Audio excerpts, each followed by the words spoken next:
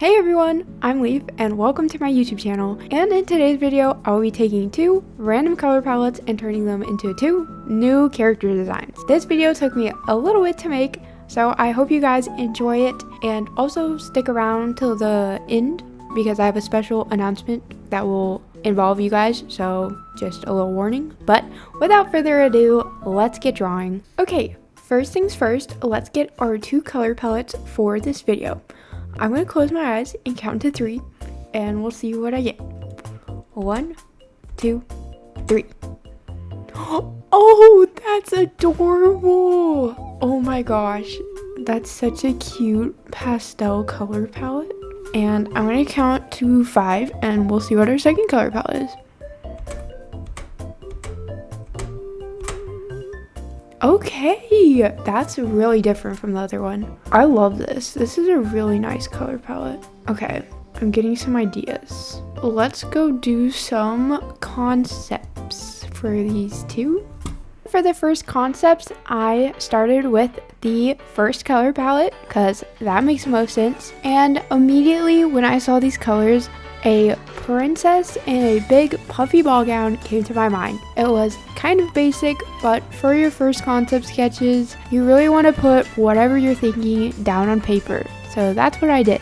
I basically used this first concept as kind of a warm-up sketch, so I wasn't too worried about how it was going to turn out. But for her, I just wanted to draw a nice dress with a lot of frills and floral designs, because while this color palette is giving princess, it also gives really strong garden vibes, and I wanted that theme to carry out through all of my concepts for this color palette. I also decided for both of these designs I was going to make them a woman, because in my last color palette challenge I drew 2 men, so I have to even it out somehow. For this one being my first concept, I think she turned out super cute. But for my next one, as you guys know, I like to, when doing a color palette challenge like this, stick only to these colors. So I like to mess around with different skin tones. So the next one I gravitated towards was this cream color, and it made me think of a statue. So I wanted to go for a living garden statue vibe for this second concept. I also thought it could be really cool to have her hair be made of plants, since she will be an overgrown statue, and I didn't want her hair to just be stone because I wanted it to be able to move, so I made it vines, and I think that was really cute. But for our next concept, I felt like the blue was being a little bit neglected, so I decided to make this next one a water spirit. I imagine if I rendered her out fully, I would paint her in almost an impressionistic style, like Monet's paintings. So I gave her outfit some water lily motifs to kind of tie that in. I also made her armor clear because I thought it would be really cool if you could see her water body through her armor, almost like it's just there to help her keep her shape. This next concept, I went back to the pinks of the palette because I really liked the idea of the plants growing out of someone's skin. I know that sounds kind of weird, but like, hear me out guys. I wanted to try and design a magical girl who would be able to grow plants out of her body, but I'm gonna be real honest, this is my least favorite concept. She needs a lot of work, and that's okay. I had a lot more ideas for the next design. For this concept, I just couldn't get the idea of porcelain armor out of my head. It doesn't help that that was already a discarded concept from one of my other character design videos, so I wanted to take another go at it.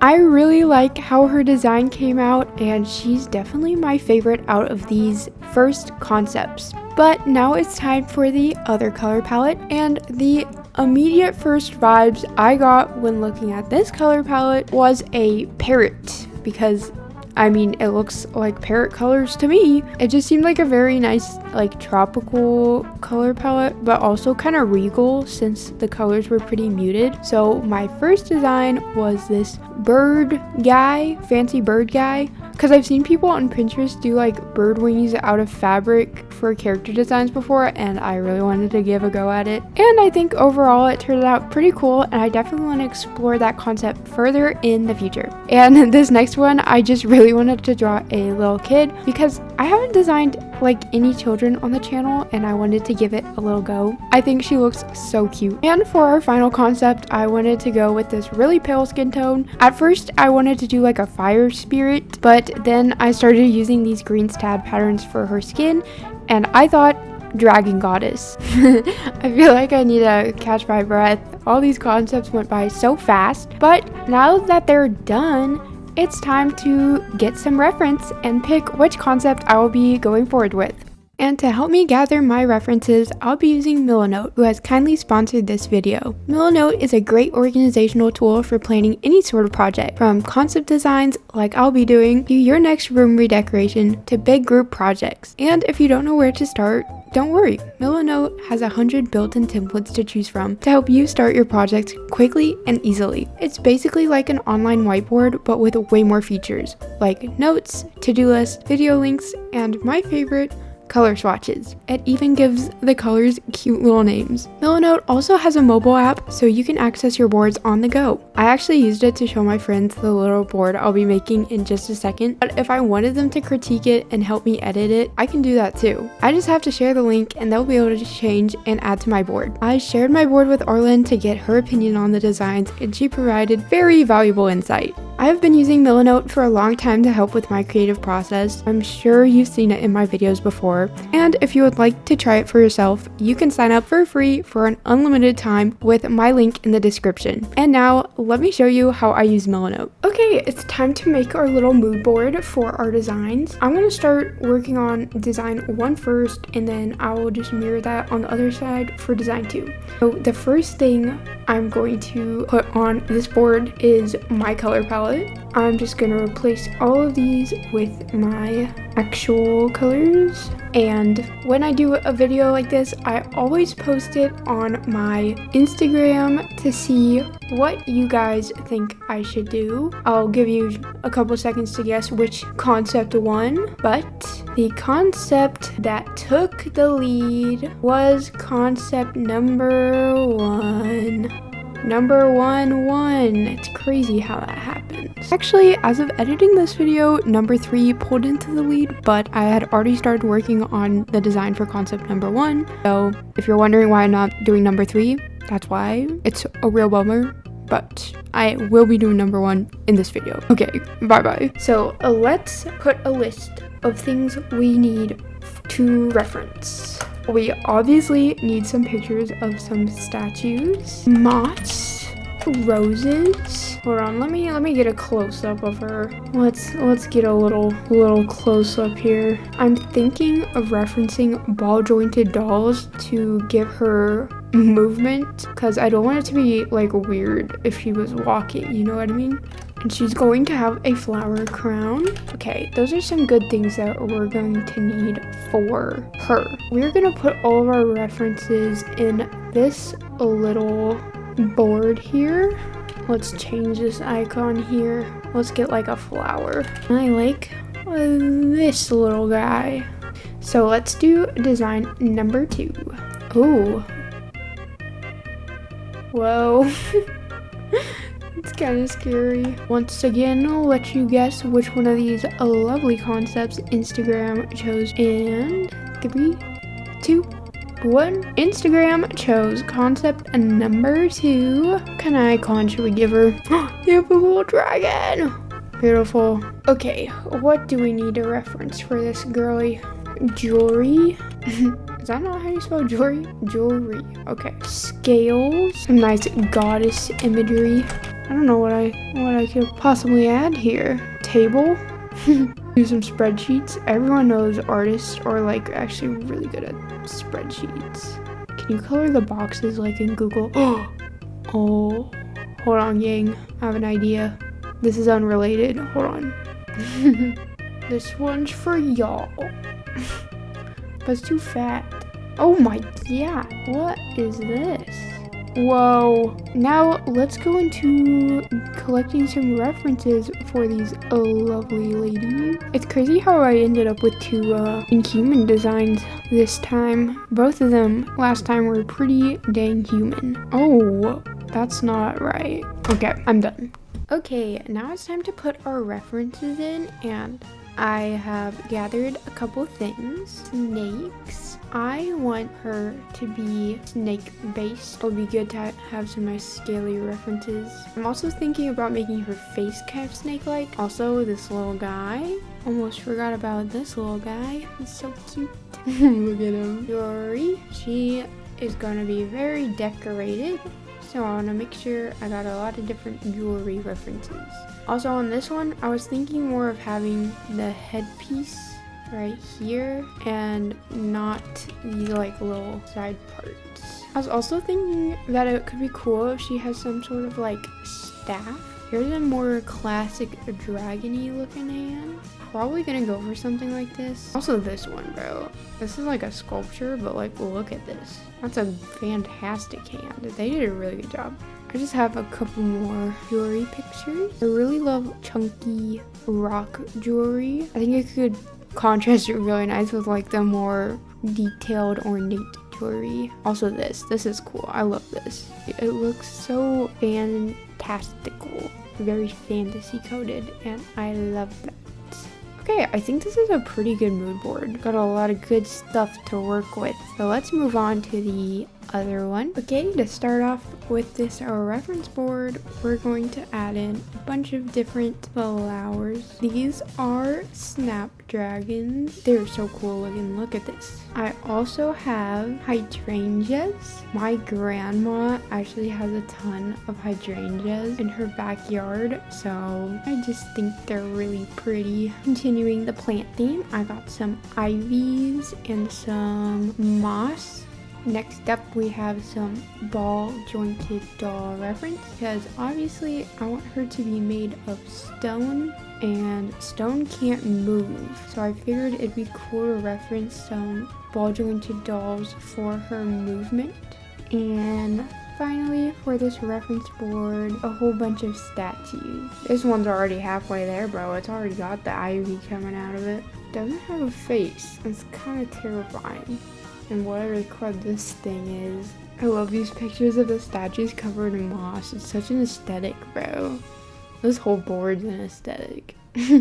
Okay, and here's our finished board. I think it came out so lovely. The only thing I added was a couple of little notes to keep me focused while designing their main designs. And I added these little character profiles so that if I ever want to come back to my discarded designs, I remember what exactly I wanted them to look like. And also Arlen came on here and commented some really helpful advice. So yeah, that's all that I really changed. Whoa, the crud is happening. And I also added the little profiles for the other designs too. Upcoming video, perhaps. Redrawing discarded concepts, who knows. But yeah, this is a finished board. Just thought I'd show you to wrap up this little section. And now let's get to actually making their designs. Hey, first sponsored video, huh? Kind of cool, kind of neat. Your girlie's moving up in the world, inch by inch, but she's still going up.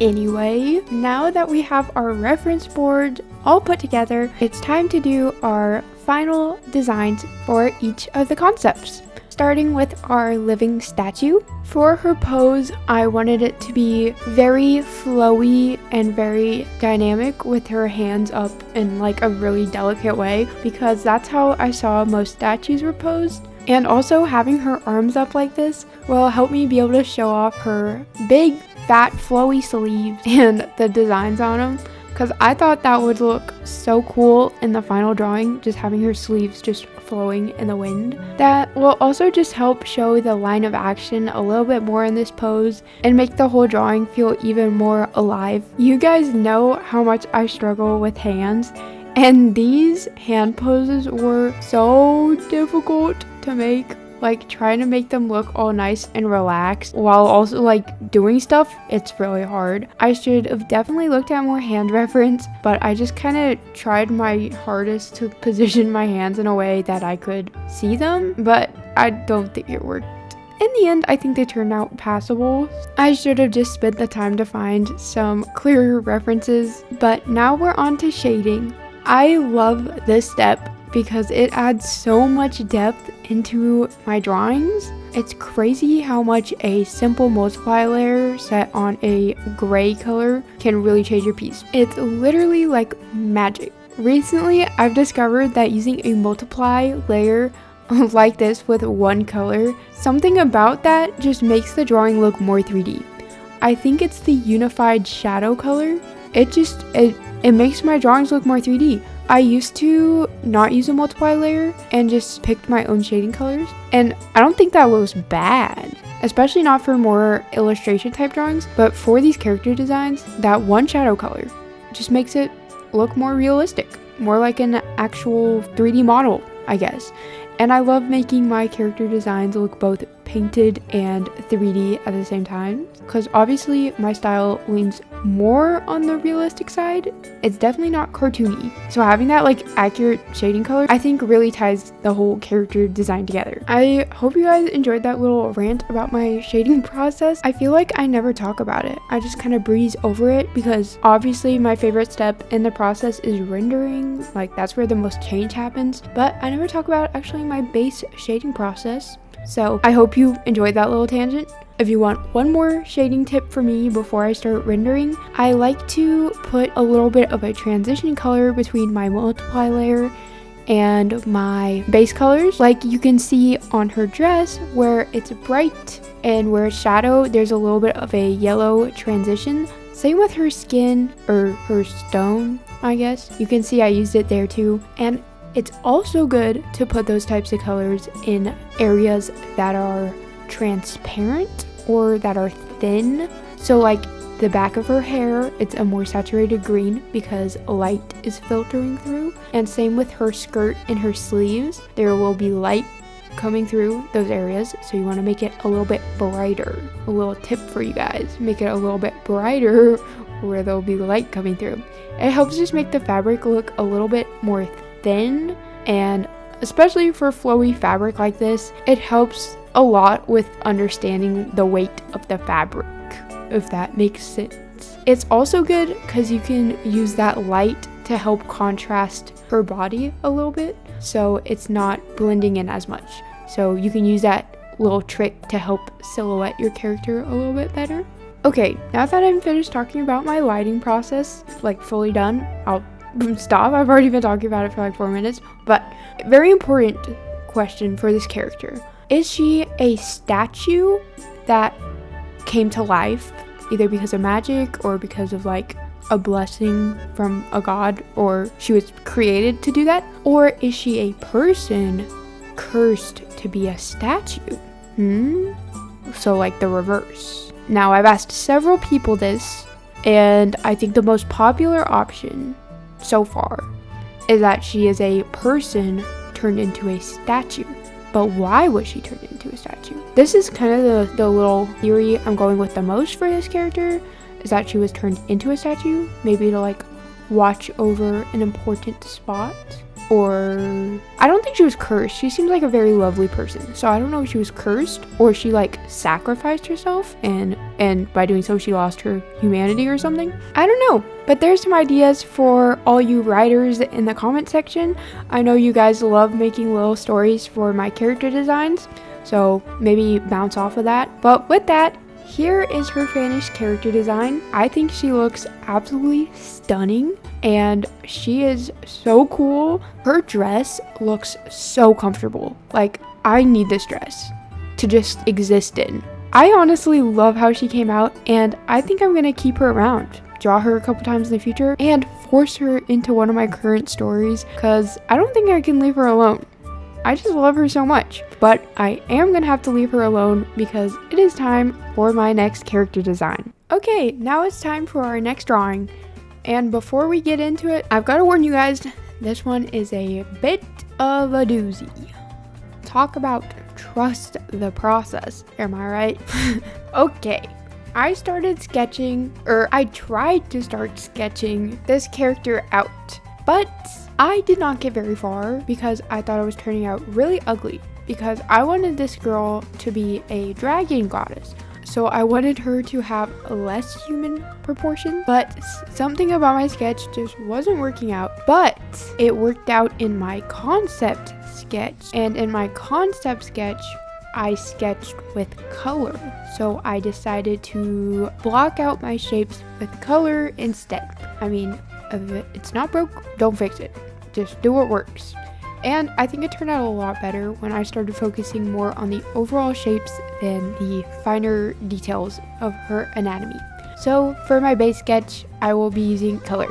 And I didn't just block out her body with the colors, I blocked out her hair and her clothes. While the color did help me sketch it a little bit better, it did make this drawing look like a 2-year-old did it for a very long time, and it didn't get any better for like a long time, like way too long. Like I pull it together at last minute, but for now it's gonna be a little bit ugly, and it's gonna get worse before it gets better. So like this is a whole situation. So this is a stick around to the end type of drawing, because the end product and what you're seeing right now, completely different. So after blocking my base shapes with the color, I go back in with my normal cleanup sketch layer that I normally skip, but I added so much detail in the sketch layer, I decided to show you guys. Okay, I know I keep calling her a dragon goddess, but for her face and overall vibe, I wanted her to be more snake-like, and that's where most of my trouble came with her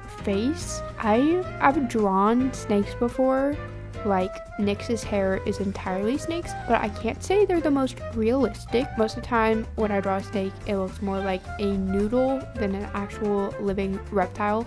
So having to try and draw a realistic snake face on a human, well, mostly human woman, it was really hard.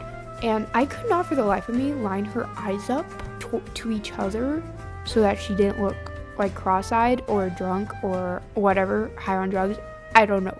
It was really hard. So her face changes a lot over the process of the drawing, but that just kind of comes with this design. And also, of course, since this design couldn't be easy in any way, I gave her 3 pairs of arms, which, if you do the math, is also 3 pairs of hands, and not just normal hands, dragon hands, of course. So this drawing was kind of a challenge for me.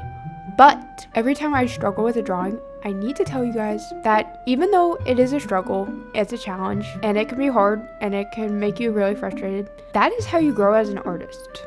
So not to get too, like, I know this is a goofy video and all, but like seriously, if you're struggling with a drawing, push through. I know it's hard. I know you want to throw it away, toss it in the trash. And I'm sure the only reason I didn't throw this drawing in the trash is because I'm doing it for you guys. But seriously, if there's a drawing that's challenging you, finish the drawing. Even if it's ugly at the end, you'll be finished, right? Think about like finishing a drawing as like saving your progress, okay? If you quit in the middle of the drawing, it's not like everything you learned goes away, but it kind of does. But if you finish a drawing and you have that piece and you post that piece, or you don't post that piece, but you know you finished it, like it kind of like saves your progress, if you will.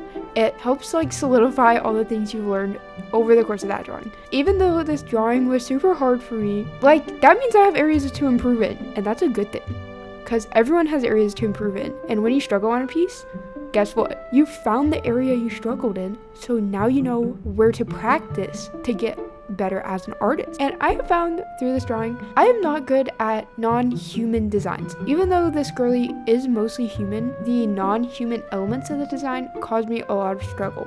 So in the future, you guys might be seeing more inhuman designs like this, because I need to practice. And I want to be the best character designer I can be, and I don't want the species of the character to hold me back. One of my biggest inspirations when it comes to non-human designs like this is The Legend of Zelda, especially Tears of the Kingdom and Breath of the Wild. I think that drawing inspiration is very obvious in my character design, but if I want to be even close to that level of character design, I've got to get better. And this drawing is helping me get better. So always think of your struggles as actually like blessings in disguise, and maybe that will help motivate you guys to truck through your drawings a little bit more. I'm with you, okay? I know it's hard, but every artist struggles, and if you want to get better as an artist, you're going to struggle. It's not going to be easy. You're not going to like every piece you make, and that's okay. And I do like this piece. I'm not saying I don't. but it was really hard and I had to work for it. You know what? It's good that I had a challenge in this video because the living statue was really fun and it made me really happy, but it did not challenge me like at all. So sorry for that very long rant, but I just wanted to tell you guys that struggling's okay and everyone does it and it's good for you. So it's gonna be okay. But I think I've talked enough about that topic in this video. And you know what? After all that, it's time for the time in every video where I put my tiny little secret message. If you don't know, I hide little secret messages in all of my videos where I tell you guys to comment a emoji. The past couple of times I've done more like poll style emojis, like this or that character emoji. And I think I'm gonna do that again because it's fun and I like seeing which character you like better. So if you liked the living statue a little bit better or a lot better, I've used so many flower emojis, I feel like I can't use them anymore. So I'm trying to like think. Is there an hourglass emoji? Wait a second. Let me check on that. There is. So if you like the statue better, put an hourglass emoji. And if you like the dragon goddess better, put a dragon. That way I can see which character you guys like the best and also see who's paying attention to my video, of course. And with that, here is my final design. Even though I struggled a lot, like I said, I do really like how she came out in the end. And for one of my actual first like really non-human designs, I think she came out so cool. She definitely gets the goddess vibe across in my opinion. And I love these colors together. I love doing these random color challenges because I don't think I would ever have put these 5 colors together like this. But I mean, the universe told me to use these colors, so I highly encourage you guys, try these color palettes for yourself. See what you can make with them. I really like my designs, but I am so curious in all the different ways these color palettes can be explored further. So if you liked one of my discarded concepts or you have your own, try it for yourself. These challenges are really fun and I hope you find them fun as well. I love doing challenge videos for you guys and I hope they inspire you to go and make art yourself. That's my goal of this channel, just make people want to make art, you know? So I hope this video did that. And and before you click off this video, 10K is coming up, and for my 10K special, I will be doing drawing your OCs from description. So I will get the details out on my community tab soon, I promise. But look out for that. If you want me to draw your OC, I will have you put a description of your character and then a picture of your character, but I'll not look at the picture of your character until the end. So if you want to be a part of that, just letting you know, I will announce it on my YouTube community and on my Instagram. And thank you so much for watching, and I will see you next time. Bye bye.